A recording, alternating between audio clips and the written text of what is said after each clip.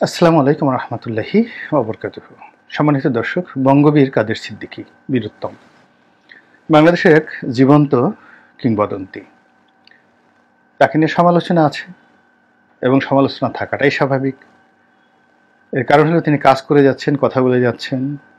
তার সব কথা সব কাজ যে তার জন্য কল্যাণকর হবে বা তার পক্ষে যাবে তা নয়। তিনি যদি একেবারে কোনো কাজ না করে ঘরে বসে থাকতেন তাহলে মহান স্বাধীনতা যুদ্ধে তার যে অবদান, সেই অবদানকে স্মরণ করে আমরা সবাই তাকে এক বাক্যে পীর মুর্শিদ হিসেবে মাথায় করে রাখতাম। কিন্তু তিনি যেহেতু রাজনীতি করছেন, রাজনীতি একটি চলমান প্রক্রিয়া, তিনি লেখালেখি করছেন, কথাবার্তা বলছেন এবং অনেক মতামত দিচ্ছেন, এবং তার সঙ্গে ভিন্ন মত অনেকেরই থাকতে পারে এবং আমারও অনেক বিষয়ে ভিন্ন মত রয়েছে এবং সেই ভিন্ন মত আমি বিভিন্ন সময় পোষণ করেছি।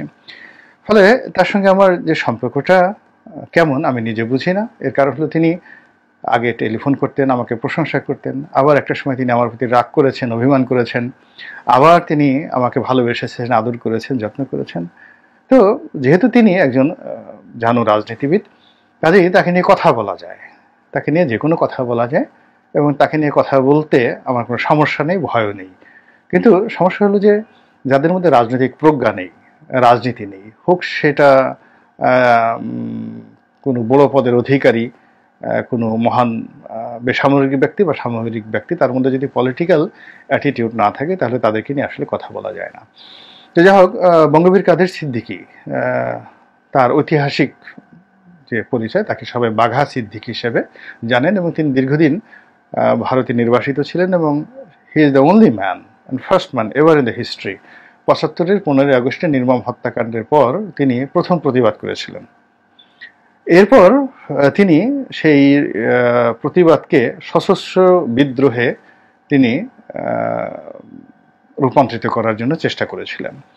তিনি ব্যর্থ হয়েছেন, কিন্তু আওয়ামী লীগের লোকজন যারা আছে তারা মানে যে কোনো অবস্থায় এই বঙ্গবন্ধুর জন্য তার যে ভালোবাসাটা, সেই ভালোবাসাটা স্মরণ করে ৭৫-এর 15ই আগস্টের পর তার ভূমিকা।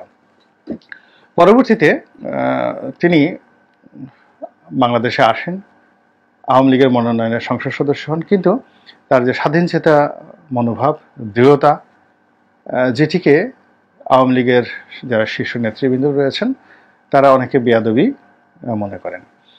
দ্বিতীয়ত, তিনি যেহেতু রণাঙ্গনের মুক্তিযোদ্ধা, বীরোত্তম, সেহেতু যারা আওয়ামী লীগের নেতৃবৃন্দ ভারতে পালিয়ে গিয়েছিল এবং সেখানে গিয়ে ভাববাদী মুক্তিযোদ্ধা, চেতনার মুক্তিযোদ্ধা, এই পরিচয়ে এসে রাজনীতির বড় বড় পদ পদবীগুলো দখল করে গাল ঝুলিয়ে, ঠোঁট ঝুলিয়ে বিভিন্ন সময় মুক্তিযুদ্ধ নিয়ে বড় কথাবার্তা বলেছেন, বঙ্গবীর কাদের সিদ্দিকী সঙ্গত কারণে তাদেরকে দেখতে পারেননি। ফলে তাদেরকে তিনি সমালোচনা করেছেন, তাদের সাথে তার বিরোধ ছিল। বড় বড় নেতৃবৃন্দ যারা রয়েছেন অনেকের সাথে তার বিরোধ ছিল এবং এই লোকগুলো ধীরে ধীরে মাননীয় প্রধানমন্ত্রীর কান ভারী করে কাদের সিদ্দিকী এবং প্রধানমন্ত্রীর মধ্যে একটা দূরত্ব তৈরি হয়। এবং ফলে একই জিনিস আমার ক্ষেত্রেও ঘটেছে আমার রাজনৈতিক জীবনে, সেটা না বলে আমি কাদের সিদ্দিকী সম্পর্কে বলি। তো কাদের সিদ্দিকী একটা সময় এই দল থেকে বের হয়ে যেতে চান, চলে যান এবং তাকে বিশ্রীভাবে অপমান করা হয়। ছাত্রলীগের ছেলেদেরকে লেলিয়ে দিয়ে তাকে শারীরিকভাবে লাঞ্ছিত করা হয় এবং ড্রেনের মধ্যে পিটিয়ে ফেলে তাকে পেটানো হয়। এরপর তিনি স্বতন্ত্র নির্বাচন করার চেষ্টা করেন, সেখানে তাকে আরেক দফা লাঞ্ছিত করা হয়, অপমানিত করা হয় এবং তাকে আওয়ামী লীগ ক্ষমতায় থেকে সর্বোচ্চ চেষ্টা করেছে নানাভাবে নাজেহাল করার জন্য। কিন্তু তারপরেও তিনি বঙ্গবন্ধুর প্রতি শ্রদ্ধা হারাননি, আওয়ামী লীগের প্রতি শ্রদ্ধা হারাননি এবং শেখ হাসিনা তাকে এত অপমান করেছেন, তিনি সবসময় শেখ হাসিনার বিপদের সময় তার পাশে তিনি দাঁড়ানোর চেষ্টা করেছেন, তার সাথে দেখা করার চেষ্টা করেছেন এবং তাকে সান্ত্বনা দেওয়ার চেষ্টা করেছে। এবং একটা বিষয় মানে আমি ব্যক্তিগতভাবে খুবই শ্রদ্ধাশীল তার বিষয়ে, সেটি হলো শেখ হাসিনা বয়সে বছর খানিকের ছোট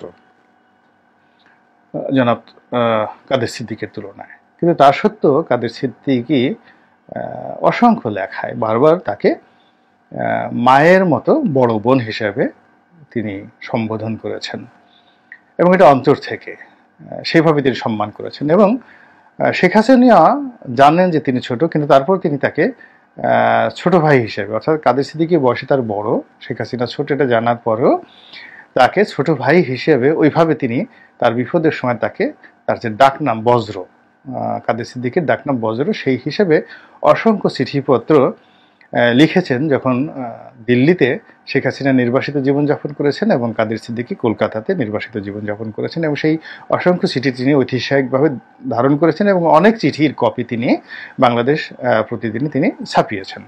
তো এইগুলো তিনি নস্টালজিয়ার কারণে, এক ধরনের আবেগের কারণে, ভালোবাসার কারণে তিনি এই জিনিসগুলো প্রচার করেছেন। মন্ত্রী হওয়ার, এমপি হওয়ার কোনো কামনা বাসনা, লোভ তার মধ্যে কখনোই ছিল বলে আমার কাছে মনে হয়নি। তিনি বাঁচতে চেয়েছিলেন, সম্মান চেয়েছিলেন, স্বীকৃতি চেয়েছিলেন, দ্যাটস অল, এতটুকু আমার কাছে মনে হয়েছে।